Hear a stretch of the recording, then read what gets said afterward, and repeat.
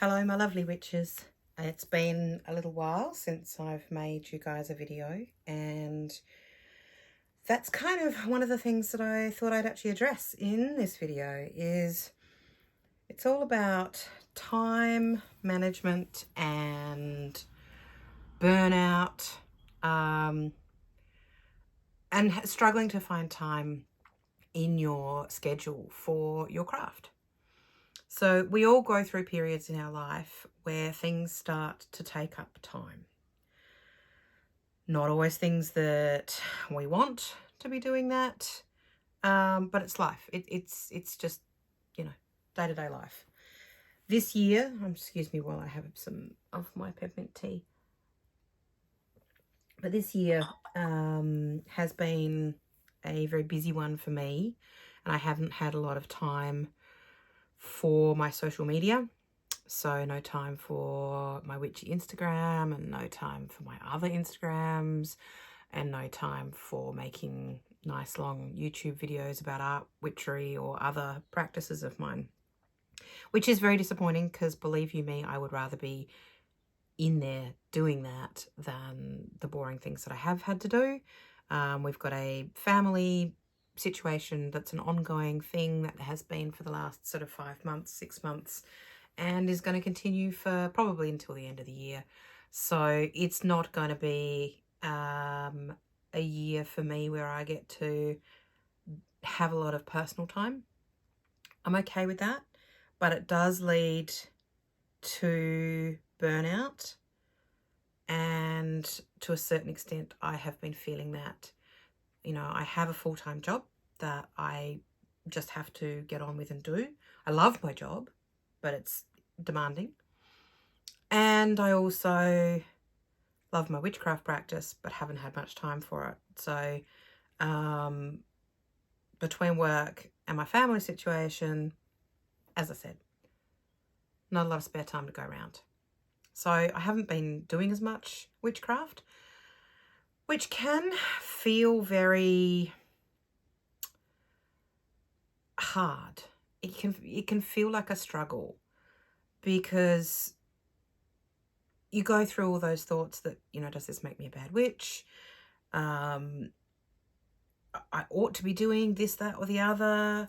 And certainly witchcraft can be a really good thing to help with certain life situations. But when you simply don't have time, how do you incorporate it into your day? I certainly have a way of life that incorporates witchcraft into it on a daily basis, because I've been practicing for nearly 30 years.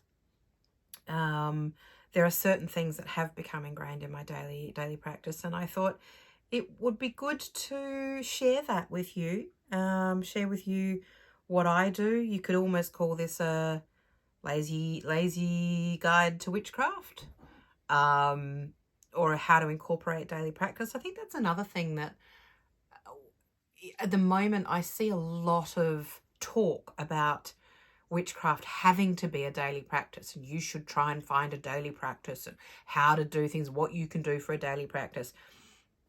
Hold your horses, guys. Witchcraft serves you, not the other way around. So if you have the time, energy, and impetus to have a daily practice, that's fantastic. If you don't, that is perfectly okay. You do not have to do things every day.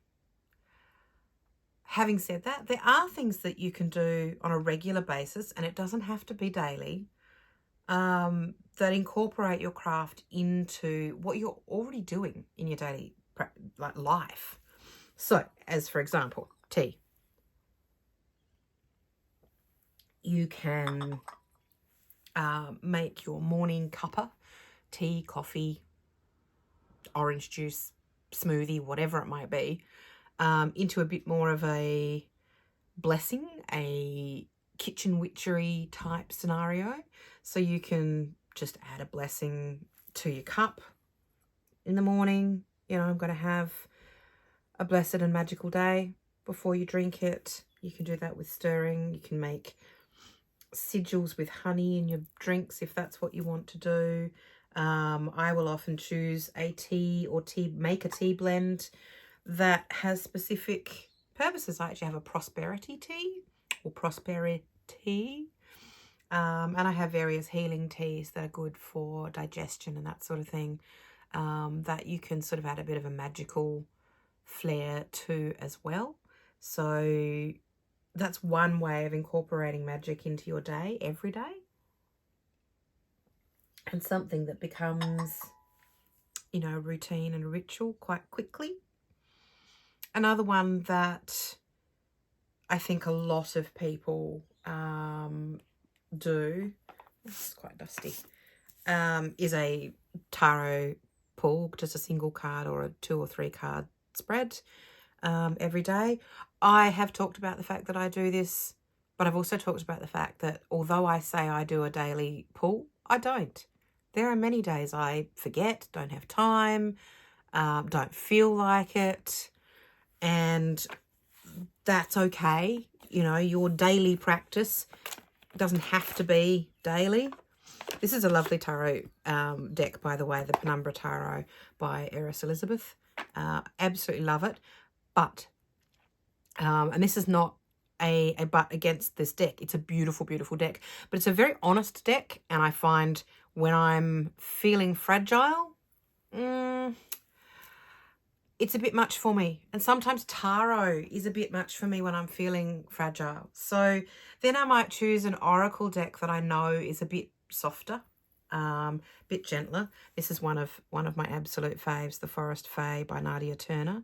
It is so sweet. There's no guidebook because everything you need to know about the card is written on the card, and it's just really cute. It's got gorgeous artwork, and it's a bit friendlier for me if I need, you know, friendlier advice for my daily card pull. And then if I'm having a really, really bad day, this deck, my Therapets deck by Kate Allen, is there for me. These are not oracle. They're not, you know, tarot. They're nothing like that. They are emotional support cards, and they are beautiful. I mean, there you go. You are capable. You can do this. They're really cute, and they're very soothing. Your struggle is not an indication of failure. Look, this is beautiful. This is not a deck talk, but it's definitely, this is a recommended deck if you are having a hard time, struggling with anxiety or depression or just life. I have found these to be incredibly useful, even though some days they make me cry. That's okay too. So the other thing that I might do on a daily basis, but again, definitely not something that I do every day, is maybe just say a prayer. This is a book I created to put my favourite prayers in. Most of these are actually from Caitlin Matthews' Celtic Devotional, and I've just written in some of my favourites. And by prayers, these are short prayers. This is one prayer. So you can I just, you know, sit at my altar and be for a minute, not even 5 minutes. Say my prayer. I might light a candle. I might light a stick of incense. This is my all-time favourite incense from Angel Alchemist. Check it out. It's gorgeous. And look at the packaging. It's shiny. It doesn't get better than that. It really doesn't. So saying a prayer, lighting a candle, maybe, lighting some incense, maybe. Again, this is not something I say, oh, I have to make a prayer every single day, morning and night or whatever. No, no, no, no, no, no, no.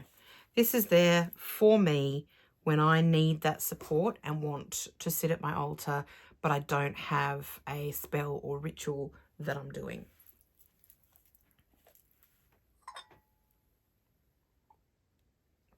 So some other ways that I utilize my craft every day that are not at all onerous. You will see in the corner here, I have this big plate of soap.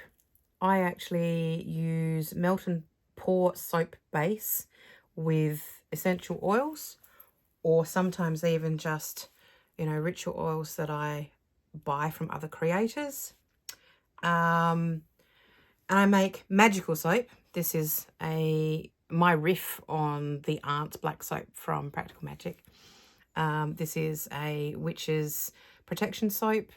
And this is a love or self-love or self-care type soap.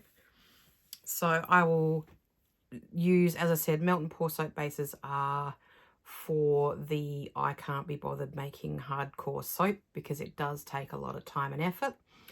You literally just melt it, add the ingredients, pour it into a mold, and you've got soap. Like, it's just so easy. And then I have a stash of these in the cupboard, and I can pull them out and use them on a daily basis, adding magic to my day every time I wash my hands or myself in the shower. Speaking of which, I also do the same with adding essential oils or magical oils to my shower gel or hand soap. Again, a little bit of magic. You're washing your hands, you're washing your body anyway. Add it to your shampoo. I often add like Crown of Success oil to my shampoo and conditioner to, you know, bring that energy into my, you know, auric field, as it were, every single day. And that's just, again, it's just another little part of bringing magic into your day. You can do the same thing with your bath products. I also make things like bath salts. This is just salt. I will often use moon salt, which is salt that I have put out under the full moon, the same way you make moon water. And again, you can add essential oils to it, you know, blend up your own mix, or, you know, something that you've bought. This is one of my faves from Juniper Moon Apothecary called Break On Through. Really great for when you're having a busy time, good for burnout, good for stress. Love it. And you can literally just add some of that, and you just mix it in, add a tablespoon to your bath, and you're done. Same with bath oils. This is just, I think this is actually apricot kernel oil, but you can use almond oil, grapeseed oil, coconut oil, whatever. Be careful if you're going to use these oils in the bath, because it can make your tub very slippery. And I don't want any of you slipping over and breaking bones and damaging yourselves. So if you use these sorts of heavy oils in your bath, you may want to be very careful when you're standing up and getting out.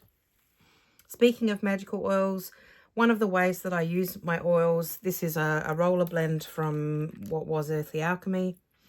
I'm devoted that they've gone another way and they don't make these beautiful products anymore. But I also make my own rollers. I have a whole bunch of them on my desk at work, a whole bunch of them on my desk and my dressing table at home. And I just literally add a little bit to my pulse points and bring in whatever energies it is that I need at that particular moment. Or if it's not in a roller ball and you've made this is one of my chonky herbal oils. It's a cleansing oil with a dropper, or something like this, which is also one of the chonky ones. You literally just put a drop on the palm of your hand and rub it in, and there you go. You're done. You're ready. Done for the day. So that's another way that I like to use my magic. It might be things that I've created previously. I don't have to have time, you know, to sit down and do spell work or, you know, spend hours communing with my gods. I can just rub a bit of oil on my hands and know that that's cleansed and purified me for the day. Or add a tablespoon of bath salts to my bath and have that relax and prepare me for sleep, or whatever it might be. This is the other type of incense that I use, if I can get the lid off. Now that I've put oil on my fingers, they're a little bit slippery. Okay, so you can use, if I want to go for, perhaps it's almost like a bit more of a sit down at my altar, I might light a charcoal disc and use some powdered incense. But again, it can be something that you've created, or it can be something you've purchased.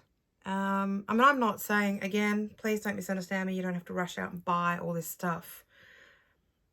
Some of it you can make, some of it you can buy. If you've been practicing for a while, it's probably stuff you've already got in your house. So you can use it in ways that are not quite as full on as, you know, doing a full ritual at your altar. Just use it in little ways during your day. Jewelry is another really great way that I practice witchcraft. So I will choose jewelry with certain crystals for certain purposes. So if I want some sort of calm and some healing, I might go for some amethyst. And I can charge this with my intentions and energies at the beginning of the day or the beginning of the week, or I can spend some time with it sitting on a charging plate. I know if you haven't seen it, check out my What Does an Art Witch Do video, because I talk about my charging blocks and charging plates for charging jewelry and other items. You can wear a talisman that has personal significance for you in a magical way. This one is, you'll see it's also the same as my tattoo, or similar to my tattoo. I found this pendant on my very, very first day of school in 1981, and I still have it. And it has, obviously, you know, a lot of significance to me. It's very much a magical talisman. You can, you know, wear a ring. This is an amber ring, which is really good for anxiety. Protective symbols such as, you know, this is a bit of tourmaline. This is an eye talisman that I purchased from a creator in Italy. This is actually a thumb stone, but you can buy thumb stones that are on chains or have, you know, a pendant loop, so you can wear them with you. And other, you know, you see these little crystal type charms around the place as well, or pop a crystal in your pocket. So I hope this has given you a little bit of an insight, maybe given you some inspiration to incorporate some small magic in your daily life, and, you know, maybe made you realize that, you know, you're not a bad witch if you haven't done a ritual, or you haven't celebrated the full moon for 3 months, or you haven't observed the Sabbaths. You're still a witch, and you're still powerful, and you're still magical, but witchcraft doesn't rule you. You are a witch who has control of your own destiny, and you don't have to feel bad for not doing things, nor do you have to feel bad for spending lots of time doing things. So live your witchy life. I hope you enjoyed this little video, and I will see you in the next one. Bye.